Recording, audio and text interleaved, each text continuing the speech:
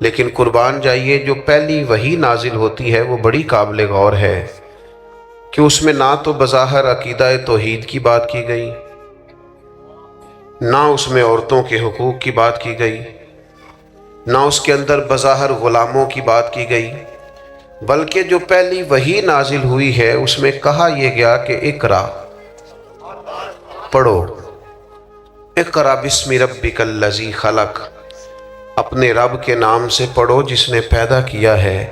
معنی کیا ہے کہ مسائل جتنے بھی ہوں ان سب کا حل تعلیم ہوتی ہے۔ جو لوگ علم پڑھتے جاتے ہیں نا، سیکھتے جاتے ہیں، ان کے عقائد بھی درست ہوتے جاتے ہیں۔ جب وہ گہرائی میں اترتے جاتے ہیں تو ان کے اخلاقی رویے بھی ٹھیک ہوتے جاتے ہیں۔ جب انسان پڑھتا جاتا ہے، علم حاصل کرتا جاتا ہے، تو پھر یہ ہوتا ہے کہ اسے حقوق کا بھی خیال آتا ہے، بلکہ جتنا زیادہ کوئی شخص پڑھتا ہے لکھتا ہے اس کا اپنا مزاج اس قدر زیادہ شستہ ہو جاتا ہے کہ بعض جگہوں پہ اسے کہنا پڑتا ہے کہ میاں تھوڑی سختی بھی کریں، آپ تو زیادہ ہی نرم مزاج ہو گئے۔ کہنا پڑتا ہے کہ آپ تھوڑی سی شدت بھی پیدا کریں، بعض مسائل آپ کی نرمی کی وجہ سے خراب ہو رہے۔ تعلیم، علم ایک ایسی روشنی ہے، لیکن وہ تعلیم ہو، وہ سیکھنے کے لیے ہو، وہ شعر و سخن نہ ہو، محفلیں گرمانے کے لیے جملوں کو ازبر نہ کیا گیا ہو، وہ سیکھنے کے لیے ہو، تعلیم پانے کے لیے ہو، اس کے لیے طلب بھی ہو، تڑپ بھی ہو۔ جس بزرگ کے عرس پہ ہم آئے ہوئے ہیں نا، حضرت فقیہ اعظم رحمۃ اللہ علیہ تر و تازہ مزاج کے مفتی تھے، جن کی نظر صدیوں بعد دیکھتی تھی۔ کچھ لوگ ایسے ہوتے ہیں کہ وقتی طور پر وہ کوئی بات کرتے ہیں، تو بعض لوگ ایسے ہوتے ہیں جو ان سے رائے کا اختلاف کرتے ہیں۔ رائے کا اختلاف بڑا حسن ہوتا ہے، رائے کا اختلاف بڑا قیمتی ہوتا ہے، مخالفت نہیں ہونی چاہیے، عداوت نہیں ہونی چاہیے۔ رائے کا اختلاف تو بڑی خوبصورت بات ہے، لیکن ہونا دلیل کی حد تک چاہیے، ذاتیات تک وہ اختلاف۔ یہ تو مابین صحابہ کے بھی ہوتا تھا۔ حضرت عمر فاروق رضی اللہ تعالیٰ عنہ جمعے کا خطبہ دینے آئے تو نیا نویلا سوٹ پہن کر کے آئے، اور اسی طرح کا آپ نے کرتا اور اسی طرح کا تہمد اوڑھ رکھا تھا۔ تو حضرت ابو ایوب انصاری نے اٹھ کے اختلاف رائے کیا، کہا جناب بتائیے، یہ آپ ایک ایک سب کو کل چادر بٹی تھی تو آپ کے پاس دو کیسے آئیں؟ تو حضرت عمر نے اس اختلاف رائے کو قبول کیا، اس پر یہ نہیں کہا تیری جرت کیسے ہوئی۔ تو امیر المومنین سے پوچھے، اختلاف رائے حسن ہے، بس ذرا اس کا ادب آنا چاہیے۔ قاتل کو کوئی قتل کے آداب سکھائے، قاتل کو کوئی قتل کے آداب سکھائے، دیکھو دستار کے ہوتے ہوئے سر کاٹ رہا ہے۔ کچھ لوگ خالی بات سے ہی، دستار تک جانے سے ہی مان جاتے ہیں، گلے تک تو جانا ہی نہیں پڑتا۔ تو دلیل سے بات، حضرت ابو ایوب انصاری رضی اللہ تعالیٰ عنہ نے کہا کہ جناب یہ آپ نے دو چادریں کیسے استعمال کی؟ تو کہا میرا بیٹا جواب دے گا۔ تو آپ کے صاحبزادے اٹھے، انہوں نے کہا میں نے اپنی چادر بھی والد کو پیش کر دی تھی۔ تو وہی جناب ابو ایوب انصاری دوبارہ اٹھے، انہوں نے یہ نہیں کہا کہ وہ پچھلے مہینے والی بات کا بھی جواب دیں۔ وہ پھر وہاں کیا ہوا تھا؟ بس ایک اختلاف تھا دلیل کی حد تک، اور یہ حسن ہے۔ حضرت ابو ایوب انصاری اٹھے اور اٹھ کے کہا جناب ہمیں سوال کا جواب مل گیا، اب آپ بات کیجئے، ہم بات بھی سنیں گے، حکم دیجئے، فرما برداری بھی کریں گے۔ اس لیے کہ دلیل کی حد تک، اور یہ بڑا حسن ہے، صرف قبرستان میں اختلاف نہیں ہوتا، چونکہ وہاں سارے مردے ہوتے ہیں نا، زندوں میں اختلاف ہو جاتا ہے، چونکہ لوگ سانس لیتے ہیں، سوچتے ہیں، غور کرتے ہیں۔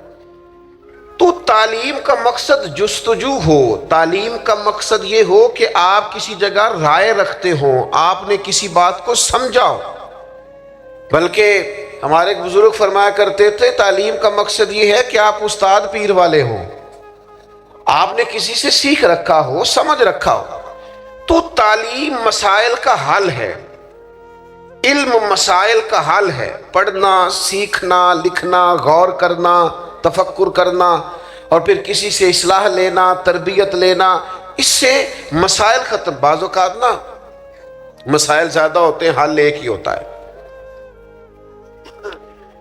کسی کمرے میں اندھیرا ہو تو بہت سارے موذی جانور جمع ہو جاتے ہیں، اس میں بچھو بھی آ گیا، سانپ بھی آ گیا، چھپکلیاں بھی آ گئیں، اور بھی کچھ موذی جانور جمع ہو گئے۔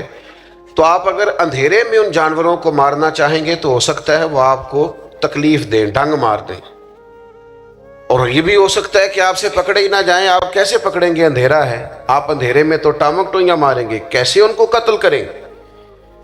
تو جانور زیادہ ہیں، موذی جانور ہیں، تکلیف زیادہ ہے، لیکن اس کا حل بھی موجود ہے۔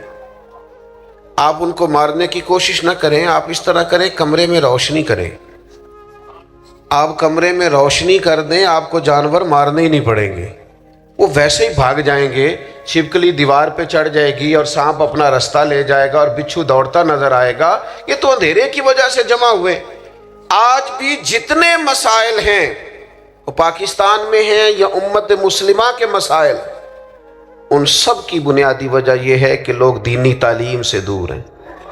میں آپ کو سچ بتاتا ہوں، میں آپ کو دیانتداری سے بتاتا ہوں، چھوٹا آدمی ہوں، لیکن میں آپ کو تجربہ کر کے اور ماحول کو پڑھ کے، دیکھ کے، غور کر کے بتاتا ہوں کہ مسائل اس لیے پیدا ہوئے ہیں کہ لوگ دینی تعلیم سے دور ہیں۔ حضرت فقیہ اعظم چونکہ سمجھدار تھے، حضرت سید ابو البرکات چونکہ سمجھدار تھے، حضرت امام المحدثین سید دیدار علی شاہ صاحب رحمۃ اللہ علیہ چونکہ معاملات کو پہلے سے سمجھ گئے تھے، یہ لوگ حضرت محدث اعظم پاکستان رحمۃ اللہ علیہ چونکہ گہرائی میں اتر گئے تھے۔ میں آپ کو ذمہ داری سے کہتا ہوں، یہ سارے لوگ بزرگ تھے، ان کے چہرے بڑے نورانی تھے، ان کا اٹھنا بیٹھنا بڑا وزادار تھا، یہ خالی پیری مریدی بھی کرتے تو جمتی تھی، یہ دم درود بھی خالی کرتے تو چلتا تھا، یہ صرف حلقہ احباب میں بیٹھ کر واعظ و ارشاد کرتے تو چلتا تھا۔ لیکن یہ بہت عرصہ پہلے سمجھ گئے تھے کہ اس قوم کے مسائل کا حل علم میں ہے۔ بوڑھے سید حضرت سید ابو البرکات شاہ صاحب 18 گھنٹے انہوں نے لوگوں کو اسباق پڑھائے۔ وہ چل سکتا تھا کام، میں کہہ رہا ہوں کہ وہ کاظمی سید تھے، وہ آرام سے دم درود کرتے، کوئی مسئلہ نہیں، لیکن مشکل ترین اسباق اور رات کو پہلے مطالعہ کرنا اور پھر وسائل جمع کرنا، علم کی روشنی اور علم کو پڑھنا۔ اور پھر میں آپ کی خدمت میں عرض کروں، ایک تو وہ طلباء ہیں جو اپنا وقت نکال کے باقاعدہ اداروں میں آ گئے، آپ نے بھیج دیے، لیکن ہم جو باقاعدہ اداروں میں نہیں آتے، ہماری ذمہ داری ہے ہم اپنے مشائخ کے پاس بیٹھیں، ہم تھوڑا سفر کریں، تھوڑی جد و جہد کریں۔ آپ ذرا وہ بخاری شریف کی خوبصورت روایت دیکھیے نا، حضرت کثیر بن قیس فرماتے ہیں کہ ایک شخص مدینہ شریف سے چلا اور سینکڑوں میلوں کا سفر طے کر کے وہ دمشق کی جامع مسجد میں پہنچا، اور جب اس سے پوچھا گیا کہ جناب اتنا مشکل ترین اور کٹھن ترین سفر، یہ آج لوگ گاڑی کے اندر بند ہوتے ہیں، ہیٹر کی سہولت موجود ہوتی، اور اگر آپ کو کہیں رکنا ہے تو آپ کے لیے اسباب موجود ہیں، پیٹرول پمپ موجود ہے، کھانے کا، پینے کا، نماز پڑھنے کا، سستانے کا سامان موجود ہے، پھر بھی لوگ کہتے ہیں جناب سفر بڑا مشکل کام ہے، دھند بڑی پڑی ہوئی ہے، رستہ نظر نہیں آتا، حد نگاہ بڑی کم ہو گئی، کیسے سفر کریں، بڑی مشکل ہے۔ لیکن میرے بھائیوں، گھوڑوں اور اونٹوں پہ سفر کرنا اور اتنی جد و جہد کرنا اور سینکڑوں میلوں کا سفر طے کر کے آنا، اور پھر کسی سادہ سے درویش کے پاس بیٹھنا، اور جب وہ پوچھے کہ میاں کیسے آنا ہوا تھا، تو کہا اور کوئی مقصد نہیں تھا، پتہ چلا تھا آپ کے پاس مدینے والے محبوب کی ایک حدیث پاک موجود ہے۔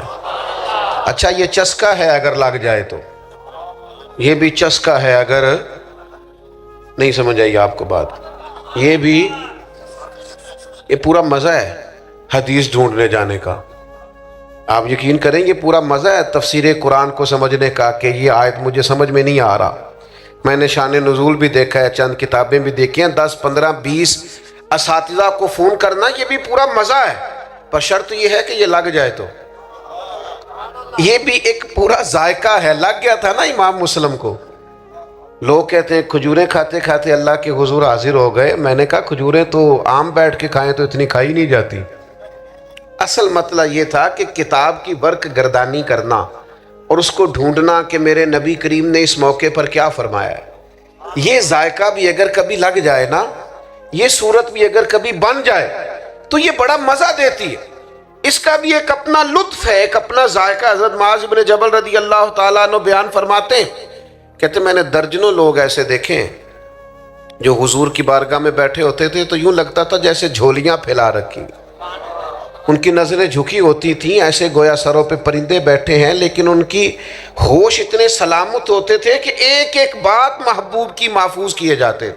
اور آپ کبھی کتب احادیث کا مطالعہ کریں، انہوں نے صرف حضور کی باتیں یاد نہیں کی، حضور نے کس موقع پر کیا اشارہ کیا تھا وہ بھی یاد کر کے روایت کیا۔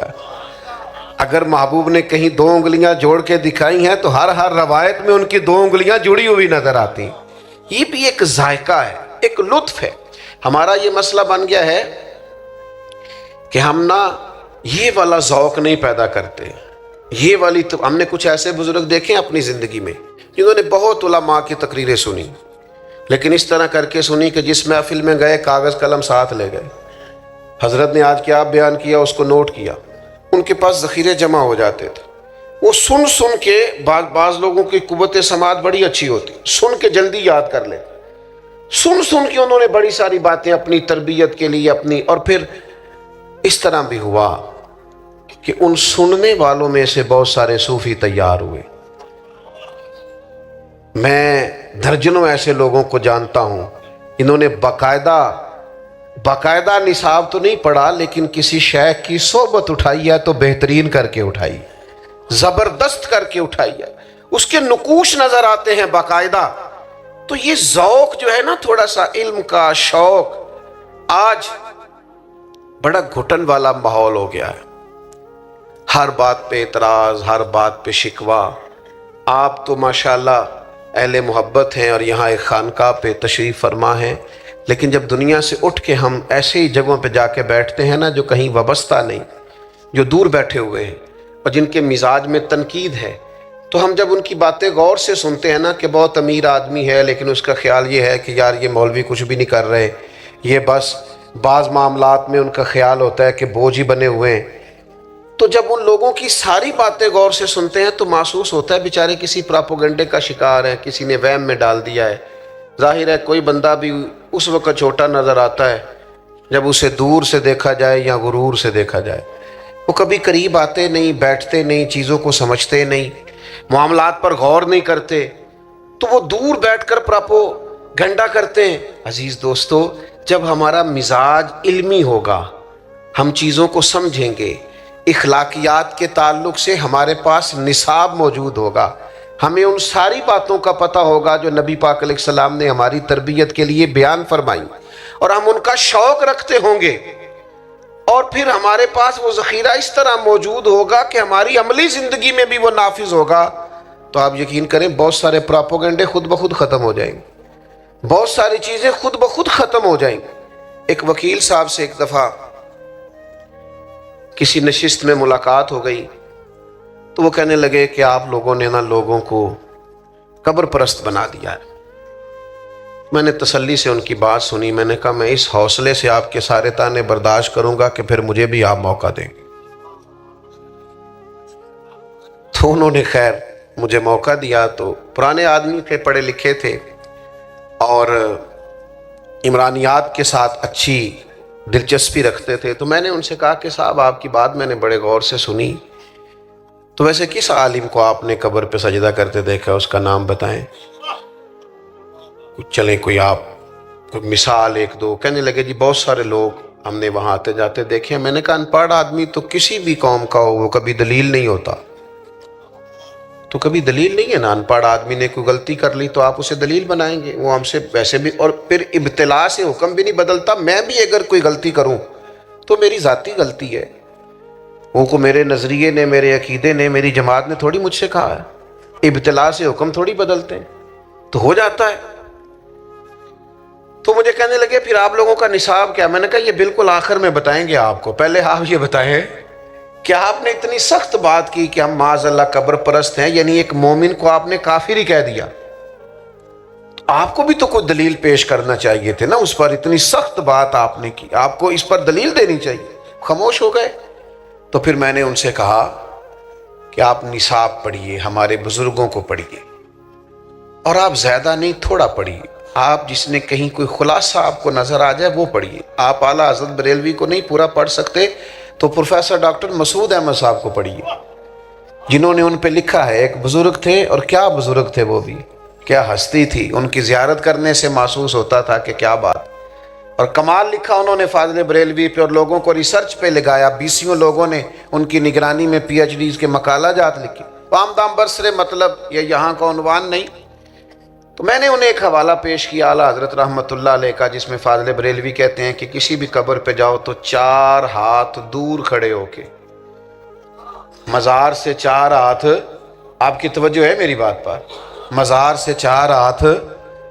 آپ یقین کریں سعادت مند آدمی تھے، اور میں یہاں باوضو حاضر ہوں. میں نے اس شخص کو جب کتاب دی تو میں نے اسے حیرت میں گم ہوتے دیکھا. کہنے لگا یہ مولانا احمد رضا نے لکھا ہے. میں نے کہا اس کو پڑھیے، 100 دفعہ پڑھیے. اب میں کوئی اس میں فاتحانہ ہاتھ کھڑے کر کے وہاں سے واپس نہیں آیا. میں نے اپنے دوستوں کو واپس آ کے یہ نہیں کہا کہ میری 2-3 ملاقاتیں ہوئیں دیکھو بندہ، یہ میں نے نہیں کہا، بلکہ میں واپس آیا اور گاڑی میں بیٹھتے ہی میں اپنے دوستوں سے کہا آج مجھے احساس ہوا ہے اپنی سستی کا، آج مجھے احساس ہوا ہے اپنی کاہلی کا، آج مجھے احساس ہوا ہے کہ ہم کس قدر زیادہ ناکام ہوئے اس کام میں کہ ہم اپنے بزرگوں کی خاص باتیں بھی لوگوں تک پہنچا نہیں سکے. ہم کسی کو بتا ہی نہیں سکے کہ ہمارے بزرگوں نے کیا لکھا ہے. وہیں رہے اپنے 4-5 لوگوں میں مست، یہ پیغام دے ہی نہیں سکے. خدا کرے کہ ایسا ہو، خدا کرے کہ ایسا ہو کہ آپ حضرت فقیہ اعظم کو پڑھنے والے ہوں، اللہ کرے کہ ایسا ہو آپ اعلیٰ حضرت بریلوی کو پڑھنے والے ہوں.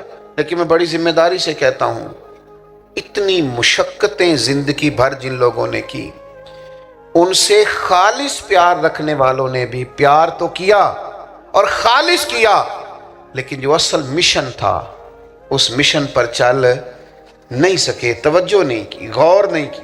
آپ کے پاس تو ہر وقت کتابیں ہونی چاہیے تھی، ہر وقت کتابیں بٹنی چاہیے تھی. جتنی کتابیں آپ کے بزرگوں نے لکھی ہیں تو دور دور تک مثال ہی نہیں ملتی. تو یہ شوق جب پیدا ہوگا نا، مزاج علمی ہوگا، طبیعت سیکھنے کی ہوگی. زیادہ باتیں نہیں کرنی، بات کو سمیٹنا ہے. یہ بھی چسکا ہے، اگر کبھی لگ جائے نا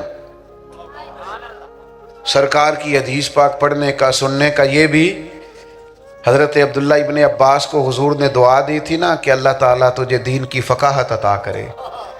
تو ان کو پتہ چلا کہ حضرت ابی بن کعب رضی اللہ تعالیٰ عنہ محبوب کی احادیث کا ذخیرہ رکھتے ہیں. تو پھر ان کے گھر جاتے تھے تو استاذ کے احترام کا یہ حال تھا کہ دستک نہیں دیتے تھے، ان کے دروازے پہ بیٹھ جاتے تھے. اور فرماتے ہیں کبھی میں یوں بھی بیٹھتا کہ میں بیٹھا رہتا، اور پھر کبھی یوں بھی بیٹھتا کہ بیٹھے بیٹھے تھک جاتا، اور پھر میں اپنے امامے کا سرہانہ بنا کے ان کے دروازے کے کونے پہ ایک سائیڈ پہ لیٹ جاتا. ٹھنڈی ہوائیں جب مدینہ چوم کے گزرتی تو ریت میرے بالوں میں پڑ جاتی. فرماتی میرے استاد حضرت ابی بن کعب اپنی مرضی سے باہر آتے اور مجھے لیٹا ہوا دیکھتے تو میں ان کی آنکھوں میں آنسو بھی چمکتے دیکھتا. اور پھر وہ فرماتے ہو میرے نبی پاک کے چچا زاد مجھے بلا لیا ہوتا، میں آپ کے پاس آ جاتا. تو فرماتے نہیں، آج شہزادہ بن کے نہیں آیا، شاگرد بن کے آیا. مجھے کچھ محبوب کی احادیث آپ سنا دے، میں ان کو یاد کر لوں. میرے عزیزو یہ بھی ایک ذائقہ ہے. خدا را کوئی ایسی ویڈیو نہیں بچی جو ہم نے نہ دیکھی ہو، کوئی ایسی نئی داستان نہیں جو ہماری نظروں سے نہ گزری ہو. یعنی ابھی کسی نے تصویریں چڑھائے، 5 منٹ نہیں گزرتے ہم دیکھ بھی لیتے ہیں. ایک دوسرے سے پوچھ رہے ہوتے ہیں جناب وہ کیا بنا. اور میری طرح کا کوئی شخص اگر کہہ دے میں تصویریں دیکھ نہیں سکا تو کہندے لو تسی ساڈیاں تصویریں ہی نہیں تکیاں، اتنا قریبی تعلق ہے. وہ باہر آ جائیں. اب تو تھکاوٹ ہو گئی ہے ان کاموں سے، اب تو بعض اوقات طبیعت پہ بوجھ بنتی ہیں بعض چیزیں. عملی زندگی میں آئیں، کتاب و سنت کا شوق پیدا کریں. تھک گئے ہیں لوگ مال کما کما کے، تھک گئے ہیں لوگ اچھے کھانے کھا کھا کے، تھک گئے ہیں لوگ دنیا کے مسائل حل کر کر کے، تھک گئے ہیں لوگ ٹریولنگ کر کر کے. اب وہ لوٹنا چاہتے ہیں رسول کریم کے قدموں کی طرف. بے چینیاں بڑھ گئی ہیں، پریشانیاں بڑھ گئی ہیں، ذہنی آوارگی بڑھ گئی، حالات کنٹرول سے نکل رہے ہیں. دنیا واپس گنبد خضرا کی طرف لوٹنا چاہتی ہے. دینداروں کی ذمہ داریاں بڑھتی جا رہی ہیں، انہیں دینی ذوق اور دینی علم کے فروغ کے لیے جدید تقاضوں کے مطابق منظم جدوجہد کرنی پڑے گی۔ اور وہ طبقہ جس کے بارے میں میرا اور آپ کا خیال ہے کہ یہ بالکل بھی دین سے دور ہے، میں سفر مجھے بول کرنا پڑا زندگی میں، تو بڑے خوبصورت تجربات ہوئے۔ ہم کوئی 7-8 گھنٹے والی ایک فلائٹ میں موجود تھے، تو میرا خیال یہ تھا کہ یار یہ سارے لوگ شاید دنیا دار ہیں، تو میرے موبائل میں کچھ قرآن مجید ہے تو میں شاید دیکھ رہا ہوں، تو ایک نوجوان ہم نے ایسا بھی دیکھا جس نے بال پیچھے سے باندھ رکھے، پونی پہنی ہوئی، اور اس کی حالت یہ تھی کہ پینٹ شرٹ بھی چلو لوگ پہنتے ہیں پر کچھ زیادہ ہی اس نے جدید پہن لی تھی۔ تو وہ بعض لوگ ہنس بھی رہے تھے، اور اللہ تعالیٰ مجھے معاف کرے میں بھی پڑھتے پڑھتے تھوڑا سا مسکرایا، لیکن پھر بعد میں ڈھیر سارے لوگوں نے میری طرح سجدہ سہو کیا جب وہ بظاہر فیشن میں لدا ہوا نوجوان اور ساتھ والی سیٹ پر بیٹھتے ہی سیٹ بیلٹ باندھتے ہی جب اس نے اپنی فائلوں کے اندر سے قرآن مجید نکالا، اس نے پڑھنا شروع کیا، تو میں بھی کہہ رہا تھا نہیں بھئی یہ اجارہ داری کوئی نہیں، یہ کسی کے گھر کی لونڈی کوئی نہیں، یہ توفیق ہے، وہ کریم جس کو چاہتا ہے عطا فرما دیا کرتا۔ آپ یہ مت سمجھیے کہ یہ بگڑا ہوا جوان ہے، یہ قریب نہیں آئے، آپ اس کے اندر ذوق تو پیدا کریں، اس کا دل تو دھڑک رہا ہے، دل اگرچہ جان گزل ہے، کروں کیا کہ دل ہے، غم عشق اگر نہ ہوتا تو غم روزگار ہوتا، ان کو عشق کا غم نہیں لگا تو روزگار کا لگ گیا ہے، انہیں غم عشق لگائیے لگ جائے گا، یہ تو تیار بیٹھے ہیں، کوئی ہے ہی نہیں جو آ کے چنگاری سلگا دے۔ مجھ سے ناراض نہ ہوئیے گا، میں کہہ چکا ہوں اختلاف حسن ہوتا ہے، لیکن وہ جو ہمارے پاس آئے بیٹھے ہیں وہ دین سیکھنے آئے، ہمارے آپ سے اختلاف سننے نہیں آئے، وہ ہم سے یہ پوچھنے نہیں آئے کہ میاں وہاں کیا ہوا اور وہاں آپ گئے تھے تو وہاں کیا ہوا، وہ کہتے ہیں یار یہ جھگڑے تو باہر بھی ہم چھوڑ کے آئے، اور یہی ساری باتیں ہمیں یہاں لگ گئیں۔ تو یہ ذائقہ تمام مسائل کا حل یہ ہے کہ آپ نبی پاک علیہ السلام کے دین کے فروغ کے لیے، کتاب و سنت کی ترویج کے لیے، حضرت بقی الدین ابن مخلد کہتے ہیں میں اپنے ماموں کے پاس پڑھتا تھا، اور میری طلب حدیث پاک میں اتنی زیادہ تھی کہ میرے ماموں مجھے کہنے لگے پتر تو بغداد چلا جا امام احمد بن حنبل کے پاس، میں تیرا ذوق نہیں پورا کر سکتا۔ فرماتے میں دریا پہ بیٹھا آنے کے لیے تو رستے میں طوفان آ گیا، وہ میں بچھڑا قافلے سے تو ایک جزیرے پہ چلا گیا، 1 مہینہ بغیر کھائے پیے گزارا، پھر کوئی سہارا ملا تو بغداد پہنچے، جو بغداد آئے تو پتہ چلا کہ امام احمد بن حنبل پر تو بادشاہ نے بڑی سختی کر دی ہے، گھر میں نظر بند کر دیا ہے۔ میں نے کچھ لوگوں سے پوچھا چلو مجھے شیخ کے گھر کا رستہ ہی کوئی بتا دے، ان کا سختی بڑی ہے، اشارہ بھی نہیں کر سکتے، کرفیو نافذ ہے۔ شیخ فرماتے ہیں ایک شخص کی میں نے منت کی، کہنے لگا انگلی کا اشارہ نہیں آنکھ کا اشارہ کروں گا، یہ گھر ہے امام احمد بن حنبل۔ کہتے ہیں وہ گھر دکھا کے چلے گئے، میرے پھٹے ہوئے کپڑے، کئی دنوں کا سفر، کبھی کھانا ملتا کبھی نہ ملتا، میں نے سوچا دروازے تک کیسے جاؤں، ارد گرد تو پولیس کھڑی ہے۔ پھر میں نے ایک تجویز سوچی، کپڑے پھاڑ لیے، ٹوپی اتار لی، مانگنے والا کاسا گلے میں ڈال لیا، تینوں لب دیں آپ گواچے، سانو اپنی خبر نہ کوئی، ساتھوں تے پارے نہیں ککھ گلیاں دے، ہن تے آخ دے لوگ شدائی، ننگ نموس دا ساڑ کے چولا، گل پہنے تاج گدائی، سجنا اسی اپنا آپ گوایا تاں یار نے چاہتی پائی۔ فرماتے ہیں میں ایک ایک دروازے مانگنے لگا، سجنا یار منون دی خاطر اساں کی پیس بٹائے۔ فرماتے ہیں مانگتے مانگتے امام احمد بن حنبل کا دروازہ آیا، اور میں نے صدا لگائی فقیر ہوں دور سے آیا ہوں، کو مہربانی ہو جائے۔ کہتے ہیں شیخ باہر تشریف لائے فقیر کو دینے کے لیے، اور جب 1 دینار وہ میرے کاسے میں ڈالنے لگے، چھوڑ دیں جی مہربانی کریں، اتنی مزیدار بات ہو رہی ہے کیوں دخل دے رہے ہیں آپ، بات سنیں۔ فرماتے ہیں کہ جب وہ 1 دینار ڈالنے لگے تو میں نے ہاتھ پکڑ کے چوم لیا،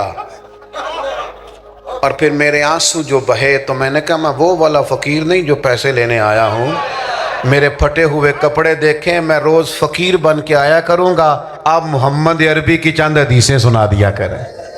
کہتے ہیں امام صاحب نے بھی نظر اٹھا کے دیکھا، طالب علموں، کچھ طالب علم بھی ایسے ہوتے ہیں جو استاد کا دل کرنے لگتا ہے میں تیاری کر کے آؤں، یہ مجھ سے سوال پوچھتا ہے، کچھ طلباء بھی ایسے ہوتے ہیں جن کی وجہ سے نا تھوڑا دل کرتا ہے کلاس میں بیٹھنے کو. شیخ فرماتے ہیں کئی مہینے میں فقیر بن کے جاتا رہا اور کئی مہینے میں کاس آگے کر کے حدیثیں سنتا رہا. پھر حالات بدل گئے. حالات بدل ہی جاتے ہیں. ہاں حالات کے سہم میں ہوئے لوگوں کو بتا دو حالات بدل جاتے ہیں, ایک جیسے نہیں رہتے. فرماتے ہیں بدل گئے حالات, حکومت بدل گئی, نیا بادشاہ آیا تو اس نے مدرسہ بڑا بنا کے دیا. کہتے ہیں شیخ مسند تدریس پہ جلوہ فکن ہوئے تو ہم نے بھی کپڑے بدل لیے. فرماتے ہیں امامہ باندھ کے میں بیٹھا تو طلبہ آ گئے تھے, اگلی صفوں میں رش تھا, تو ہم تو تھے نا فقیر لوگ, ہمیں تو چاہ بھی نہیں تھا آگے آنے کا. فرماتے ہیں میں پچھلی صف میں بیٹھا تو امام احمد بن حنبل کی نظر پڑی. پہلی نظر ہی لوٹ لے ماہی تیرے ہار شنگارا. فرماتے ہیں وہ نظر پڑی تو پھر امام صاحب روئے اور پھر اپنی نشست پہ کھڑے ہوئے اور پھر فرمایا رستہ دو نا اسے, آگے آنے دو. فرماتے ہیں میں آگے آیا تو شیخ نے سینے سے لگایا, فرمانے لگے طلباء کو میں نے بھی بڑا پڑھایا ہے پر جیسے تو نے پڑھا ہے نا. یہ انداز بھی کم ہی کسی کا ملے گا. یہ چسکا لگاؤ حضور کی حدیث پاک کا.